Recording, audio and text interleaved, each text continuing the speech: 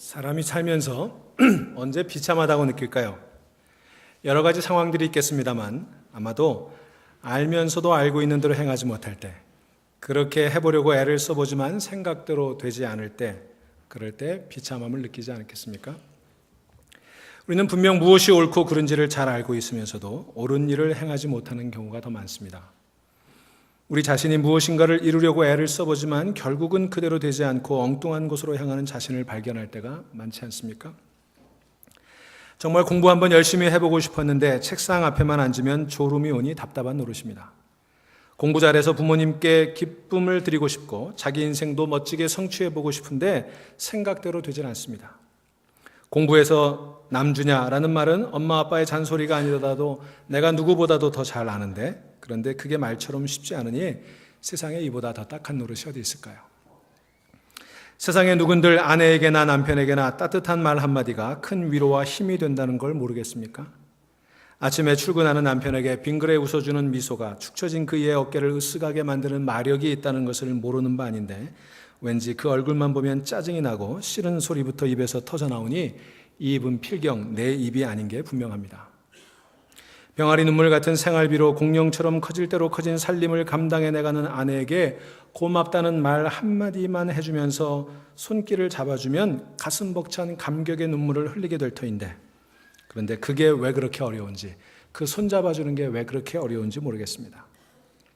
착하고 정직하게 사는 것이 하늘의 뜻이고 인간의 도리임을 모르는 바 아닌데, 하늘의 뜻에 순응하며 인간된 도리를 감당하며 사는 사람들을 찾아보기가 정말 하늘의 별따기처럼 어려우니, 도대체 알면서도 아는 것을 행하지 못하는 이 나약한 인간을 누가 만물의 영장이라고 이름 붙였을까요? 어두웠던 과거사는 청산하고 정말이지 보란듯이 살아보려고 다부짓게 마음먹고 새 출발했는데, 어느새 자기도 모르는 사이에 그 자리 그대로 돌아와 여전히 못된 짓만 골라 하니 나는 도대체 누구란 말입니까? 입으로는 예수 믿고 구원을 받았다고 간증하는데 마음속에서는 사탄의 비웃음 소리가 들립니다. 말로는 이웃사랑을 부르짖으면서도 제 아내 제대로 사랑하지 못하는 자기를 보면서 부끄러워집니다. 부흥해서 은혜 받고 돌아올 때는 시어머니 12이라도 섬길 것 같았는데 정작 현관에 들어서면 그 시어머니의 뒷꼭지가 여전히 밉습니다. 주일날 교회에서는 그렇게 인자하고 헌신적인 권사님인데 옆집 아줌마한테는 왜 그렇게 매정하고 혹독한지요? 새해가 시작되면서 성경 읽고 기도하기로 그렇게 굳게 결심했건만 9월 말이 되었는데 얼마나 많이 성경책 읽고 있습니까? 성경책은 다 제쳐두고 TV 앞에 앉아서 한국 드라마와 비디오만 붙들고 앉아있는 자신의 모습을 볼 때마다 참 한심스럽습니다. 왜 그렇게 기도만 하려고 앉으면 온갖 세상 잡념에 20분 넘기기가 어려운 걸까요? 이게 바로 믿노라 하는 내 모습이고 여러분의 모습 아니겠습니까? 이게 매일매일 생활 속에 믿는 자들이기 때문에 겪는 갈등이고 우리 내면에 숨겨진 갈등인 것입니다. 가만히 들여다보니까 내 안에 두 개의 나가 있어요. 그러면 도대체 어떤 나가 진짜 나일까요? 내 속에는 선을 원하고 악을 미워하는 나만 있는 게 아니라 미워하는 악을 행하고 원하는 것을 행하지 않도록 그릇되게 행하는 또 다른 나가 있음을 발견하고 소스라치게 놀라게 됩니다. 그러고 보면 인간이라는 게 참 별거 아니에요. 인간이라는 게요, 아는 것조차도 행하지 못하는 무력한 존재임을 우리는 발견하게 됩니다. 한다고 하는데 되는 게 없는 것이 우리 인간의 실존입니다. 여기에 우리의 갈등과 고민이 있지 않습니까? 우리 인간은 이런 심각한 모순과 부조리의 현실 속에 신음하며 살고 있습니다. 이런 자신을 발견할 때 우리는 참으로 비참함을 느끼게 됩니다. 그래서 철학자 키얼케고르는 인간을 향해 끊임없이 흔들리는 존재요 불안 그 자체라고 했던 것입니다. 그런데 우리같이, 저나 여러분같이 평범한 사람들만 그런 것은 아닙니다. 지난주에 우리가 살펴본 대로 로마서 7장에 보면 위대한 사도였던 사도 바울도 마찬가지였다고 바울 자신이 고백하고 있습니다.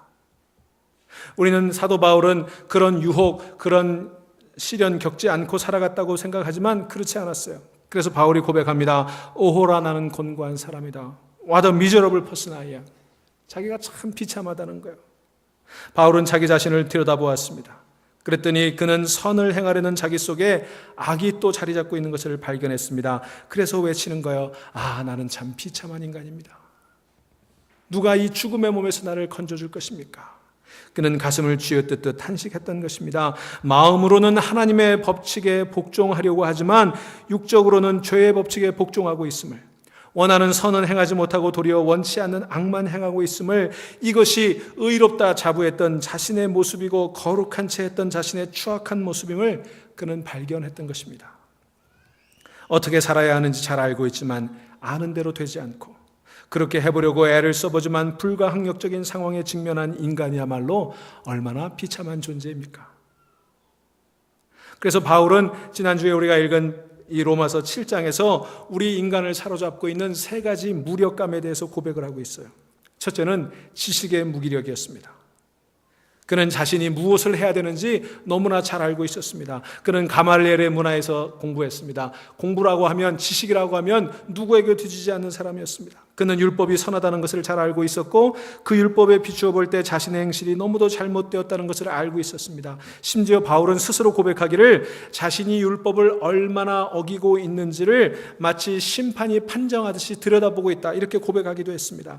그럼에도 불구하고 그렇게 잘 알고 있는데 그의 그런 지식, 그의 그런 알미 자신의 삶에는 아무런 기능도 하고 있지 못한다는 것을 그는 안타까워했던 거예요. 여러분, 우리의 지식이라는 게 그렇게 무기력한 거예요. 둘째로는 의지의 무기력이에요.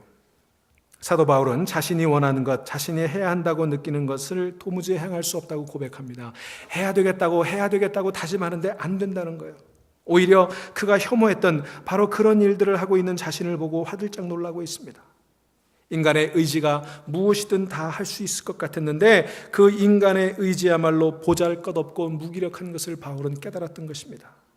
마음만 먹으면 다 될 줄 알았는데 날마다 마음을 먹어보지만 하나도 되는 일이 없는 거예요. 여러분, 우리가 언제 마음 먹지 못해서 못했나요? 여러분, 마음은 맨날 먹잖아요. 세상에 제일 쉬운 일이 마음 먹는 일이에요. 문제는 그 다음이죠. 그 다음이 어려운 거예요. 엄마, 내가 요거 하나만 보고 공부할게요. 내가 오늘 마음 먹고 밤새서 공부할 테니까 걱정하지 마세요. 많이 하던 말이죠? 많이 듣던 말이죠? 이것만 먹고 안 먹을게. 그리고 계속 먹잖아요. 이거 한 잔만 마시고 그만 마실게. 그리고는 계속 마시잖아요. 오늘까지만 하고 다음부터 안 할게. 여러분, 이게 우리 인간 의지의 무기력이에요. 그래서 저는 이제까지 제가 한다면 합니다라고 큰 소리 치는 사람 치고 제대로 하는 거 못 봤어요. 교회에서도요, 목사님 제가 마음 먹고 신앙생활을 하겠습니다라고 말하지만 그렇게 하는 사람 잘 못 봤어요. 인간의 의지야말로 정말 보잘것없는 거예요. 조그만한 유혹이 있어도 여지없이 무너지는 게 인간의 의지 아닙니까? 왜냐하면 우리 내면에는요, 선한 일에 대한 본성적인 저항이 존재하기 때문에 그래요. 또 다른 내가 있기 때문에 그래요. 그래서 우리는 쉽고 빠르고 편리하고 편안한 일을 추구하지 옳고 바른 일 이루는 일은 게으른 거예요. 그걸 추구하지 않는 거예요. 여러분, 우리가 직면하고 있는 이 경제 위기라고 하는 거, 오늘의 위기라고 하는 게 바로 그런 우리들의 태도에서부터 빚어진 거 아닙니까? 우리는요, 즉각적인 만족을 요구해요. 지금 만족해야 되는 거예요. 내일의 만족을 위해서 오늘 그것을 유보하는 일에 우리 서투른 거예요. 지금 돈이 없어도 우리는 빚을 내서라도 사고 싶은 거 사야 되는 거예요. 내가 감당할 수 없을 만한 집을 사버리는 거예요. 내게 어울리지도 않는 차를 사고 몰고 다니는 거예요. 삼수갑산을 가더라도 지금 당장 만족을 추구하는 거예요. 그게 오늘 위기의 본질이에요. 무슨 경제 시스템이 잘못됐던 탓도 있겠지만 무슨 상위 1%만 그런 거 아니에요. 하위 99%도 똑같아요. 그게 위기의 본질이에요. 누군가 이런 얘기를 했습니다. We buy things that we don't need with the money we don't have in order to impress the people we don't like. 참 아주 기가 막힌 얘기예요. 우리는 당장 필요로 하지 않은 것들을 우리가 그다지도 좋아하지 않는 사람들에게 과시하기 위해 당장 가지고 있지 않은 돈을 마련해서 사려고 했던 거예요. 그게 위기의 본질이에요. 여러분, 우리는 모든 걸 다 가질 수 있는 것처럼 생각하죠. 또 세상은 그렇게 우리에게 속삭입니다. 여러분, 그러나 제가 여러분들에게 진실 한 가지 말씀드릴게요. 여러분은 그 모든 것을 다 가질 수 없어요. 속상하지만 그게 현실이에요. 인정할 수 있어야 돼요. 여러분, TV 광고는요, 우리에게 다 가질 수 있다고 얘기하죠. You can have it all. 천만의 말씀이에요. 그게 사단이 속삭이는 거짓말이에요. We finance, you buy. 우리가 돈 대줄 테니까 너 사라고 그러잖아요. 그래서 덜컥 샀더니 어떻게 됐어요? 여러분 TV 광고 보세요. 399불이면 좋은 차 갖는다고. 여러분 택도 없는 소리예요. Only 399. 그게 only가 아니잖아요. 근데 그거 들으면 그게 only처럼 여겨지는 거예요. 여러분, 우리는요 선택의 연속 속에 살아갑니다. 우리 인생은요 선택이에요. 내가 무엇이 꼭 필요하고 무엇이 최선인지를 선택해야 돼요. 두 손의 떡을 다 들 수 없는 거예요. 무엇이 올바른 것인지를 선택해야 되는 거예요. 하나님께서 내게 무엇을 원하시는지를 선택을 해야 되는 거예요. 여러분, 우리 인생의 큰 불행이 무엇인지 아십니까? 그것은 여러분이 하나님께 귀 기울이지 않는다는 거예요. 내 내면의 소리에 귀를 기울인다는 거예요. 세상의 소리에 귀를 기울인다는 거예요. 여러분 자신을 의지한다는 게 여러분의 가장 큰 불행이에요. 사실 우리가 생각하는 많은 부분, 우리가 알고 있는 많은 부분, 우리가 듣고 있는 많은 부분이 다 거짓말이에요. 그런데 우리는 자기에게 속고 세상에 속아요. 바로 그게 우리 의지의 무기력이에요. 세 번째로 우리는 인간 존재의 무기력을 얘기합니다. 7장 21절에 그러므로 내가 한 법을 깨달았노니 곧 선을 행하기 원하는 나에게 악이 함께 있는 것이라 그랬어요.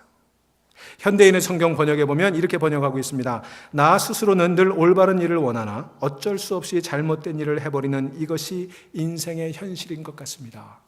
참 적합한 번역이에요. 우리 인생의 현실이 바로 그렇습니다. 인간 존재라는 게 그렇게 무기력한 거예요. 자, 여기에 우리가 주목해 볼 필요가 있어요. 우리는 좀처럼 자신의 무기력을 발견하지 못합니다. 아니, 발견해도 인정하지 않습니다. 그게 문제예요. 여러분 좀 더 솔직해지셔야 돼요. 여러분 우리가 믿음이라는 걸 가지고 있다고 말합니다만 우리의 믿음이 뭐 그리 대단합니까? 저나 여러분이나 믿는다고 거들먹거립니다만 우리 믿음이 뭐 그렇게 대단합니까? 목사임내, 장로임내, 직분자임내 합니다만 우리가 다 죄인 아니에요? 조그마한 유혹에도 그냥 무너져 버리는 거 아니에요? 성경에 겨자씨만한 믿음이 있으면 산을 옮긴다고 그랬는데 여러분 산 옮겨보셨어요? 여기 앞에 있는 컵 하나도 못 옮기잖아요. 그게 우리의 믿음의 실체예요. 성경에서 말하는 산이라고 하는 건요, 멀쩡한 앞산, 뒷산 얘기하는 거 아니에요. 마운틴 얘기하는 거 아니에요. 우린 앞에 놓인 거대한 시련, 어려움, 역경을 얘기하는 거예요. 산 넘어 산, 걱정이 태산 그러잖아요. 동서고금을 막론하고 산은요, 어려움의 표현이에요. 그러니까 겨자씨만한 믿음이 있으면 우리 앞에 어떤 어려움이 있어도 우리가 이겨나갈 수 있다고 얘기하는데 여러분 어떻습니까? 역경과 시련 앞에서 승리하셨습니까? 우리 믿음이라는 게요, 조그마한 어려움이 닥쳐오면 벌벌 떨고 염려하고 주저앉고 낙망하는 그런 형편없는 믿음 아니에요? 그게 여러분과 저의 현실이에요. 인정할 수 있어야 돼요. 그런데 여러분, 바울은요, 바로 이런 타고난 죄성을 인정했어요. 그게 바울의 위대함이에요. 바울은 그런 문제를 안 가지고 있었던 게 아니라, 그래서 우리와 다른 사람이 아니라 바울도 우리와 똑같이 그런 문제를 경험했지만 그걸 인정했다는 거예요. 7장 14절에 우리가 알거니와 그렇게 얘기합니다. 18절에 내가 아노니라고 말합니다. 다시 말하면 자기 존재의 무기력함, 자기 지식과 의지의 무기력함을 그는 인정했다는 거예요. 여러분 기억하십시오. 내가 아무것도 아님을 인정하는 것에서부터 우리의 구원이 시작되는 거예요. 우리 믿음이 이처럼 보잘것없는 것임을 인정하는 것에서부터 구원이 시작이 되는 거예요.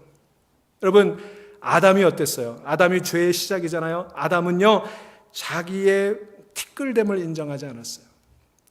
하나님이 그를 진흙으로 티끌로 먼지로부터 지으시고 거기 생기를 불어넣어 주셨는데 자기가 티끌임을 인정하지 않고 자기가 하나님 되고 싶었던 거예요. 거기서 죄가 시작된 거예요.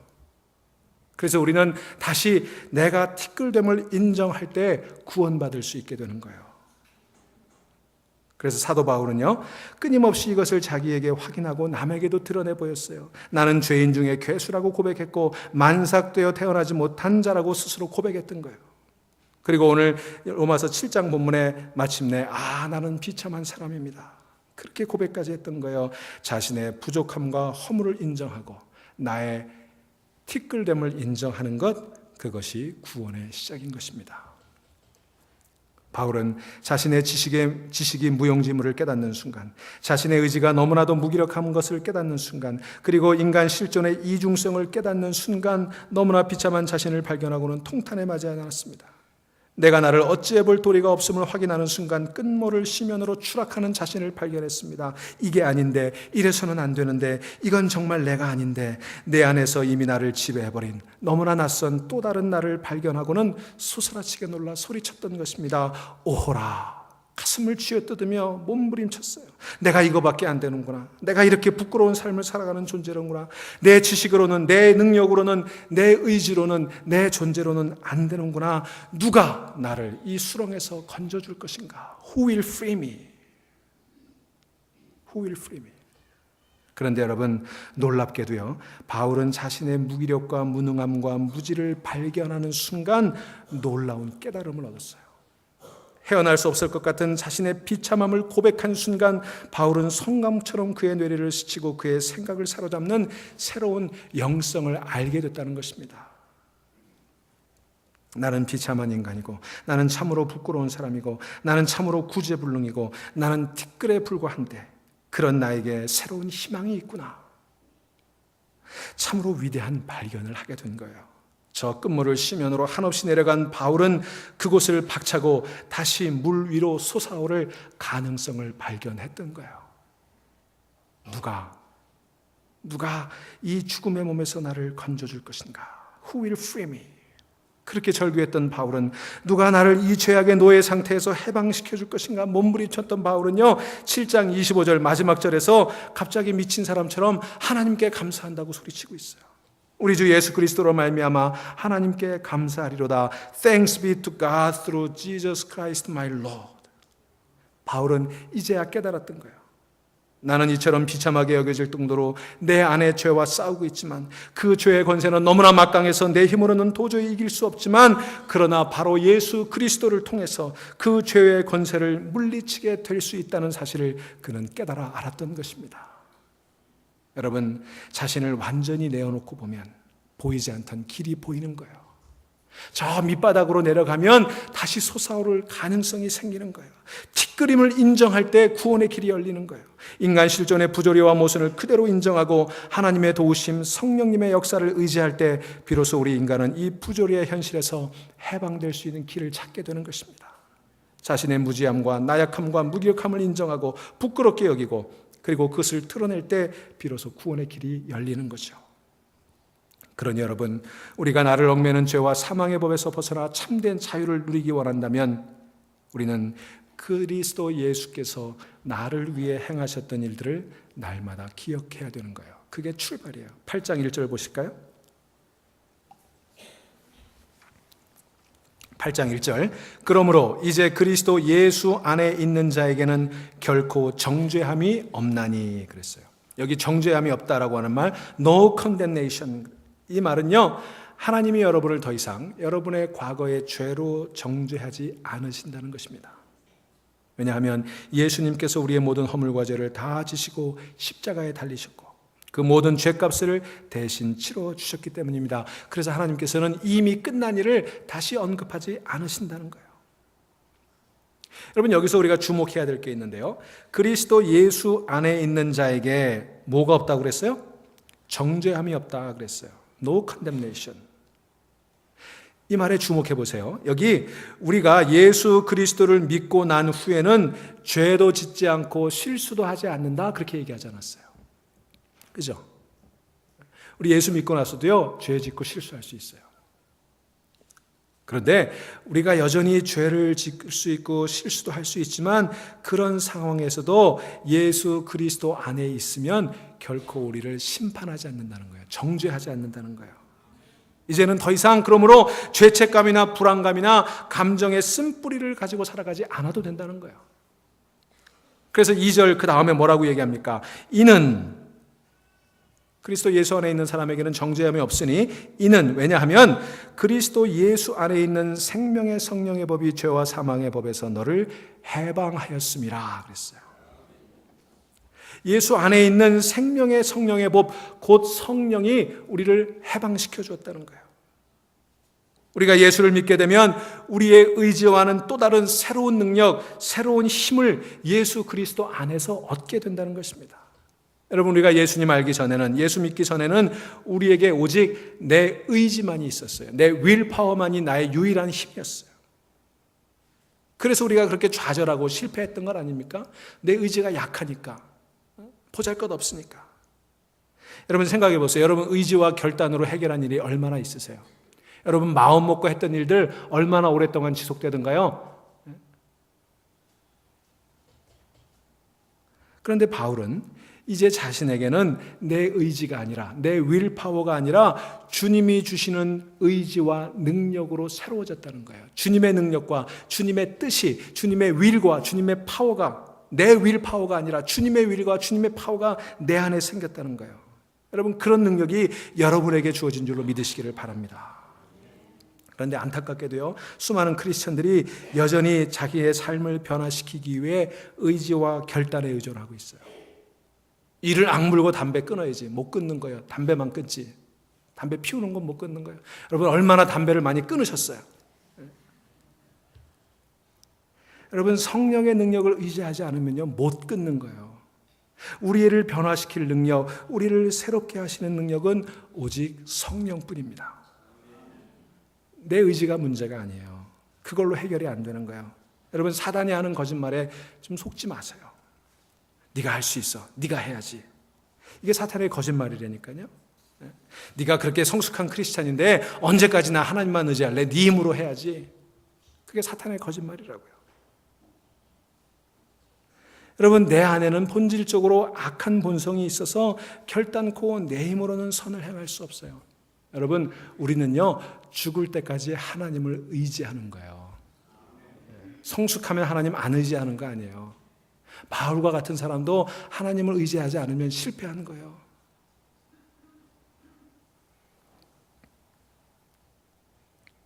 여러분 율법을 지킴으로 인간이 의로워질 수 있다고 생각하는 거, 내 의지력으로 성숙해질 수 있다고 생각하는 거, 그게 교만이고 그게 기만이에요. 우리가 얼마나 교만한 줄 아세요? 우리가 얼마나 기만 가운데 살아가는 줄 아십니까? 그래서 자꾸 의로워지기 위해서 율법 만들잖아요. 또 만들고 또 만들고 그러다가 그거 못 지키니까 율법의 노예가 되고 그거 못 지키는 자신을 발견하면서 죄책감과 수치심에 사로잡혀 있지 않습니까? 바로 그걸 깨트리기 위해 예수님 이 땅에 오신 거예요. 내가 율법을 폐하러 왔노라 예수님 말씀하신 거예요. 제발 그 율법으로 의로워질 수 있다는 생각 좀 깨트려라 예수님 말씀하시는 거예요. 하나님은요 율법이 우리를 구원할 수 없음을 아셨어요. 그래서 오늘 본문 3절 4절에서 말씀하시는 겁니다. 율법이 육신으로 말미암아 연약하여 안 된다는 거예요. 할 수 없는 그것을 우리가 할 수 없다는 거예요. 그런데 하나님이 하신다 그랬어요. 하나님이 하시나니 곧 죄로 말미암아 자기 아들을 죄 있는 육신의 모양으로 보내어 육신의 죄를 정하사 육신을 따르지 않고 그 영을 따라 행하는 우리에게 율법의 요구가 이루어지게 하려 하심이니라. 무슨 얘기예요? 율법의 완성은 내 의지를 따라가 아니라 내 육신을 따라서가 아니라 그 영을 따라서 행할 때, 하나님의 영을 따라서 행할 때 가능하다는 거예요. 우리가 힘과 의지로 할 수 없는 일을 예수 그리스도를 보내주셔서 새로운 가능성을 열어주셨다는 얘기입니다. 그게 우리의 의예요. 여러분 바울이 말하는 의라고 하는 건요 법정에서 내가 의롭게 인정받았다, 내가 무죄 선고받았다 그런 얘기가 아니에요. 관계 개념이에요. 관계 개념. 무슨 얘기냐 하면 내가 여전히 죄인이지만 하나님과의 새로운 관계를 맺고 살아가게 되었다는 얘기예요. 이것이 내 공로나 내 의지로 된 게 아니라는 얘기예요. 예수 그리스도의 피값으로 된 것입니다. 값싼 은총이 아니에요. 값없는 은총이에요. 값으로 치면 생명을 주고서야 얻을 수 있는 고귀한 은총이지만 예수 그리스도께서 그 값을 당신의 생명으로 치러주셨기 때문에 나는 값 없이 그것을 얻게 됐다는 거예요. 그걸 받아들이고 하나님과 나와 예수 그리스도와의 관계를 새롭게 하면 그게 바로 의라는 거예요. 더 쉽게 얘기하면 내가 발이 깨끗해서 방에 들어온 게 아니라 내 발이 더러움에도 불구하고 그 더러운 발 씻겠다고 하기에 예수님이 방 안으로 불러주신 거예요. 왜? 방 안에 그거 씻을 물이 있으니까. 그 방 안에 예수님 계시니까. 그리스도 안에서만 깨끗해질 수 있으니까. 그래서 더러운 발, 꾸정물 꼬질꼬질 흐르는 발로 들어올 수 있도록 은혜를 허락해 주신 거예요. 그런데도 많은 사람들이 내 손으로 내가 발 씻겠다고 밖에 아직 서성거리고 있는 거예요. 발 씻은 물 안에 있는데, 발 씻어주실 분이 안에 계신데 여전히 밖에서 꾸정물 나는데 발 내가 씻어보겠다고 발버둥치고 있는 거예요.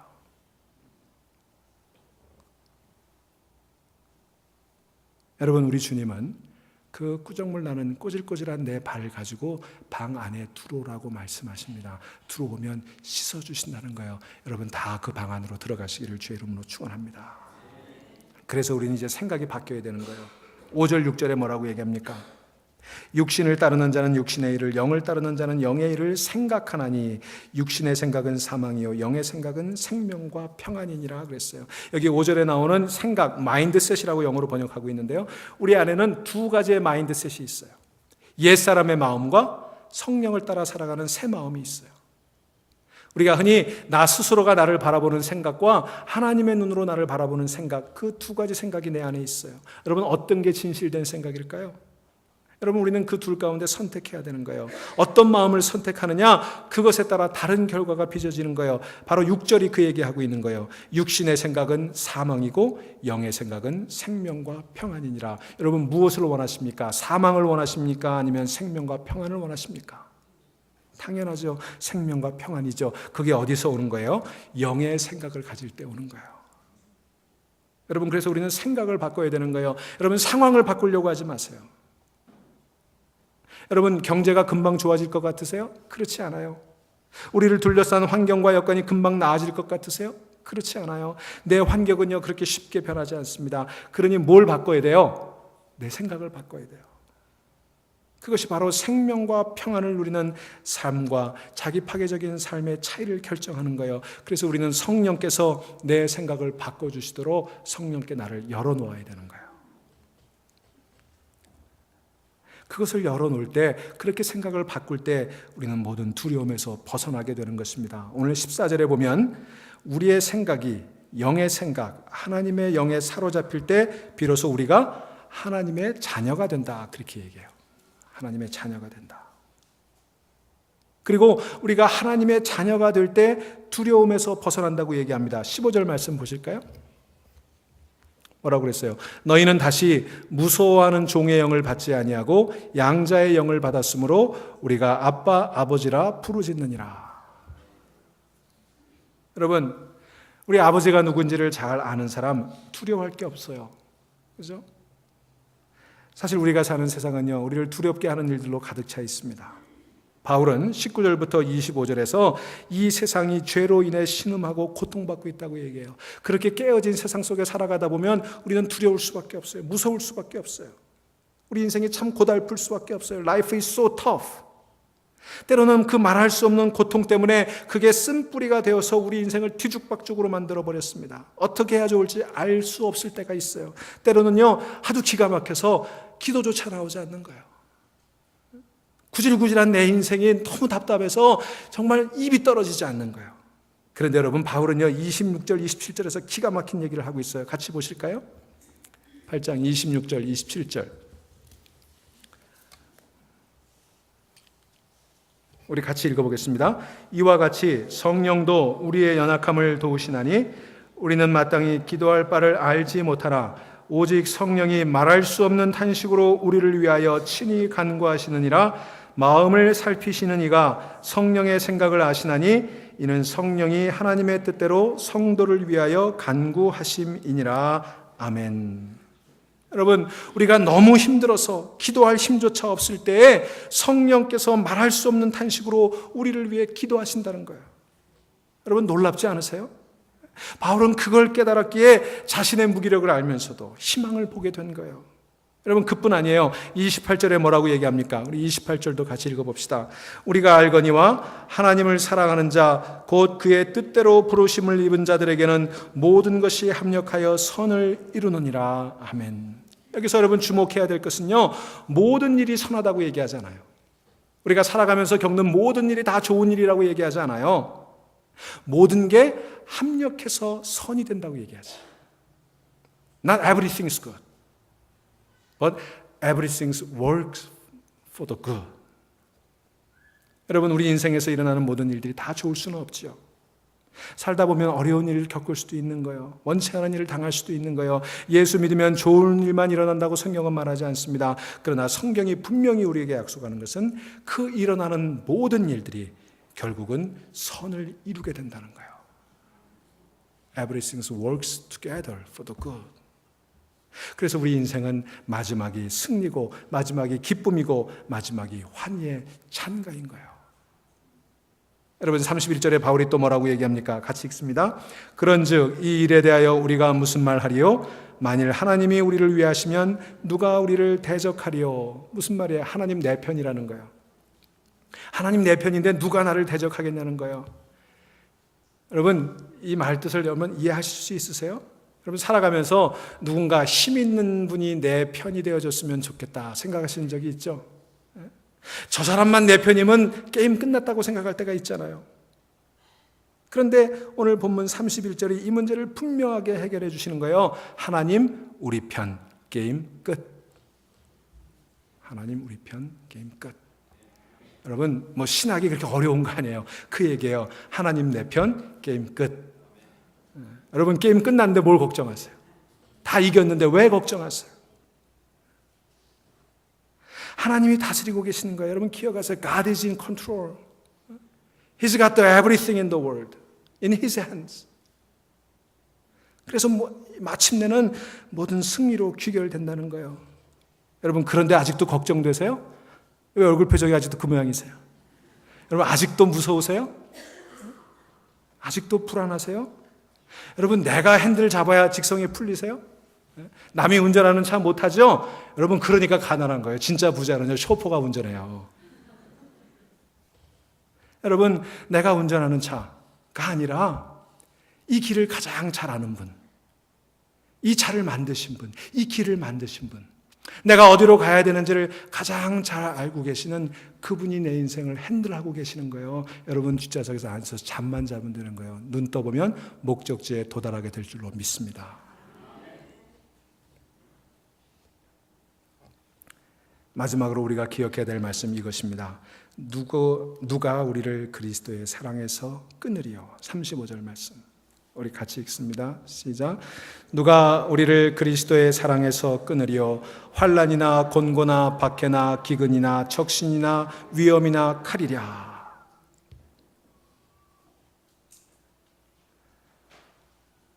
아무것도 환난과 근심, 박해나 굶주림이나 헐벗음이나 그 어떤 위험도 나를 그리스도의 사랑에서 끊을 수 없다는 바울의 선언을 여러분 한번 보세요. 37절에 또 이어서 뭐라고 얘기합니까? 그러나 이 모든 일에 우리를 사랑하시는 이로 말미암아 우리가 넉넉히 이기느니라. 아멘. 여러분 누구 때문에 승리한다고 그랬어요? 우리를 사랑하시는 이, 곧 우리를 사랑하셔서 독생자를 이 세상에 보내주신 하나님, 우리를 사랑하셔서 십자가를 기꺼이 지시고 골고다 언덕을 오르셔서 십자가에 달려 죽으신 예수님, 우리를 사랑하셔서 말할 수 없는 탄식으로 우리를 위해 지금도 간구하고 계시는 그 성령님, 이 삼위일체 하나님의 사랑으로 말미암아 우리가 모든 일에 넉넉히 이기는 거예요. 모든 일이라고 그랬어요. 어쩌다 이기는 게 아니에요. 모든 일에 이기는 거예요. 여러분 겨우 이기는 게 아니에요. 넉넉히 이기는 거예요. More than conqueror. 여러분 정복자예요. 세상을 정복하시는 여러분 되시기를 주의 이름으로 축원합니다. 내 의지나 내 능력이 아니올시다. 하나님의 사랑 때문이에요. 우리를 그 사랑에서 끊을 수 있는 것이 아무것도 없기 때문에 우리는 이길 수밖에 없는 거예요. 게임 끝.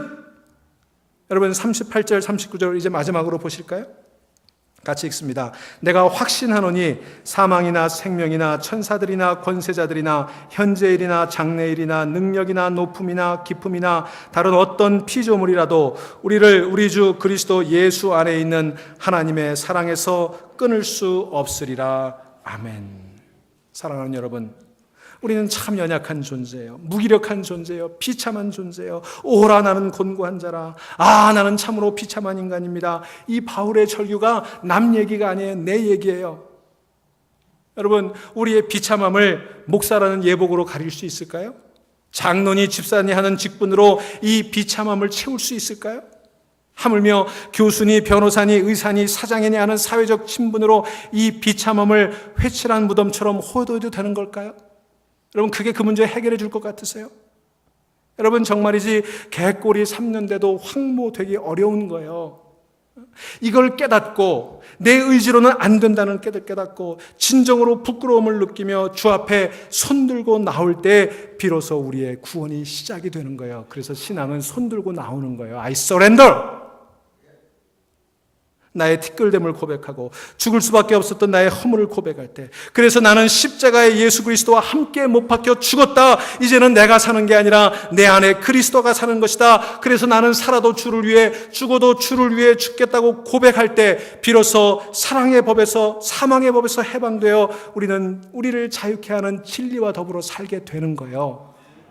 사랑하는 교회 여러분, 그러니 우리는 그 믿음의 싸움을 지금 싸워가는 것입니다. 싸워야 될 적은 밖에 있지 않아요. 내 안에 있어요. 선을 행하려는 내게 악이 들어와 있어요. 이것을 아는 사람은 자기와의 싸움을 게을리하지 하지 않을 거예요. 내 힘으로는 싸울 수 없지만 주님의 능력 의지에서 싸워가는 것입니다. 날마다 죽고 날마다 다시 삶으로서만 얻어지는 생명이 있다는 것을 잊지 말아야 되는 것입니다. 여러분, 그리스도 안에 생명이 있습니다. 그리스도 안에 이 비참한 내 모습을 이겨낼 소망이 있습니다. 그 주님이 여러분을 초청하고 계십니다. 그 주님 앞에 나오시지 않겠습니까? 주님이 여러분을 지금도 기다리고 계십니다. 묵상하십시다.